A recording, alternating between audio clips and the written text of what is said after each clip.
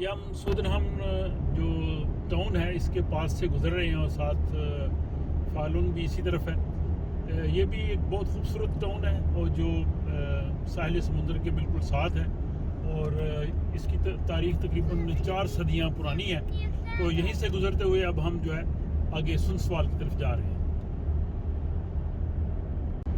ये जनाब अब हम जो है वो स्वीडन का जो टाउन हुदिक्सवाल है उसके करीब से गुजर रहे हैं और हुदिक्सवाल से जो सुनसवाल है वो तकरीबन 80 किलोमीटर दूर है। अब इन शहरों के जो नाम हैं हुदिक्सवाल और सुनसवाल, इनको देख के मुझे याद आया कि पाकिस्तान में भी शहरों के नाम ऐसे ही हैं, जैसे चकवाल, लखनवाल, मलकवाल।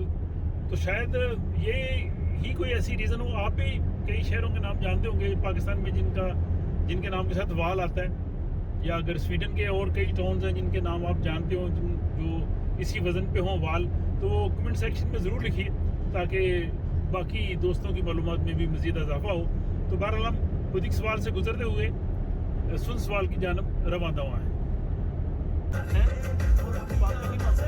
ये सुनसवाल के करीब से हम गुजर रहे हैं और यहाँ पे खूब बर्फ़ नज़र आ रही है, जबकि स्टॉकहोम से जब हम चले थे तो वहाँ तो बिल्कुल बर्फ़ का नामो निशान नहीं था।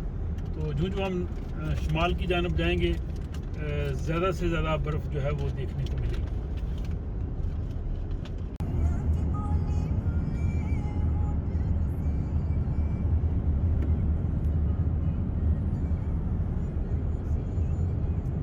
ये सुनसवाल शहर जो है वो बिल्कुल हम पहुंच रहे हैं और इसके साथ ही बहुत ही खूबसूरत मनाज़र है। ये मशरकी साहिल है स्वीडन का और ये नीम पहाड़ी इलाका है और यहाँ काफ़ी आबादी है इस शहर की। तो ये नॉर्थ में काफ़ी बड़ा शहर है।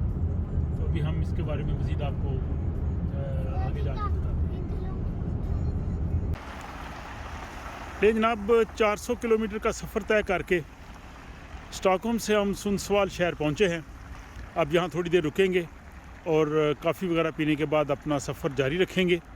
ये स्वीडन की जो काउंटी है या रीजन वेस्टर नॉरबोटन उसका शहर है। वैसे तो ये मशरकी साहिल पे वाक़या है और मुझे हैरत है कि इसका नाम वेस्टर नॉरबोटन क्यों है। वेस्टर तो वेस्ट को कहते हैं, बहरहाल शायद कोई जानने वाला इस बारे में कुछ रोशनी डाल सके। जैसे पाकिस्तान में हर शहर की कोई ना कोई चीज़ बहुत मशहूर होती है, जैसे सियालकोट की जो है वो गोंद वाली बर्फ़ी या खुशाब का डोडा और पतीसा और चकवाल की पलवान की रेवड़ियाँ। तो चकवाल की वो मशहूर है लेकिन सुनसवाल का पता नहीं क्या मशहूर है। हाँ, इस एरिए में नॉर्थ में सुरस्ट्रोमिंग एक जो मछली है हेरिंग, उसको बहुत नमक डाल के और उसको फर्मेंट करके खाते हैं, लेकिन उसकी तो हम लोग शायद जो है वो स्मेल भी बर्दाश्त ना कर सकें। बहरहाल इस ब्लॉग में मज़ीद इस इलाके से जुड़ी हुई बहुत सी चीज़ें वो भी मैं साथ साथ आपको बताता जाऊँगा। इस वक्त हम सुनसवाल शहर में हैं। ये बहुत खूबसूरत शहर है और शहर का कुछ हिस्सा सामने जो आपको पहाड़ी नज़र आ रही है उसके साथ साथ है, जिससे बड़ा खूबसूरत जो है वो सोना देखने में नज़र आता है। और दरमियान से जो है वो एक दरिया या समझे नहर वो भी गुजरती है और ये साहिली शहर है। तो जो शहर साहिलों पे होते हैं और उनके दरमियान से कोई नहर या दरिया गुजरे और साथ उनके कुछ पहाड़ी सिलसिला हो, वो मेरा ख्याल है बहुत ही खूबसूरत शहर जो है वो नज़र आते हैं। और ये सुनसवाल उन्हीं शहरों में से एक है। स्वीडन के और भी कई शहरों में जाने का मौका मिला, लेकिन सुनसवाल की मैं समझता हूँ कि खूबसूरती आने वालों को ज़रूर अपनी तरफ जो है वो मुतवज्जे करें।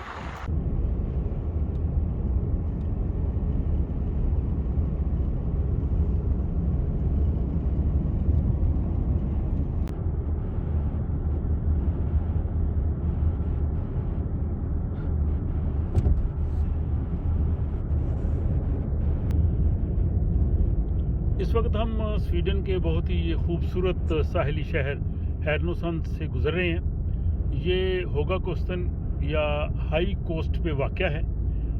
ये बहुत ही खूबसूरत शहर है। इसके मनाज़र आपको बाद में थोड़ी देर बाद दिखाते हैं।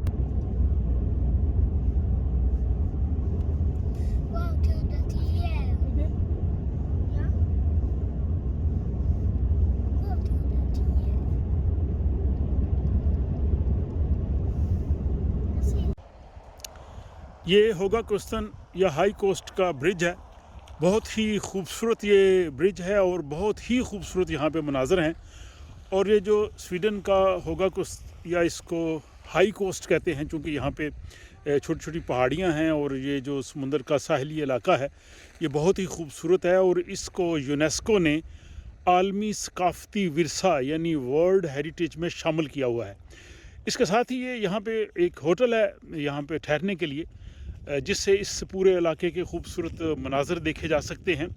और बावजूद यहाँ पे अभी सर्दियों का मौसम है, बहुत से टूरिस्ट अब भी यहाँ पे आए हैं और यहाँ के इस खूबसूरत मनाज़र से वो लुत्फ़अंदोज़ होते हैं। और हम भी देख रहे हैं कि ये वाकई ही बहुत ही खूबसूरत इलाका है। और अगर गर्मियों में यहाँ पे आया जाए तो शायद ये और भी दिलफ्रेब मनाज़र नज़र आएंगे। और ये E4 का जो पुल है, अगर आप स्टॉकहोम से सुनसवाल से उमियो और नॉर्थ की तरफ जाएं तो इस ब्रिज से गुज़र के जाएंगे और ये खूबसूरत मनाज़र जो हैं आपको देखने के लिए मिलेंगे। और मुझे उम्मीद है कि यकीनन ये व्लॉग आपको पसंद आ रहा होगा। और इसके बाद जो ही हम आगे जाएंगे उमियो वहाँ के मनाज़र दिखाएंगे और वापसी पे भी इसी रास्ते से हम आएंगे और जो चीज़ें रह जाएंगी वो साथ साथ आपको तफसील के साथ बताते जाएंगे। तो अपनी राय से ज़रूर मुझे आगाह कीजिए कि आपको ये व्लॉग कैसा लगा, ताकि मुस्तकबिल में मज़ीद इस तरह की जो इन्फॉर्मेटिव वीडियोज़ हैं मैं आपको पेश कर सकूँ।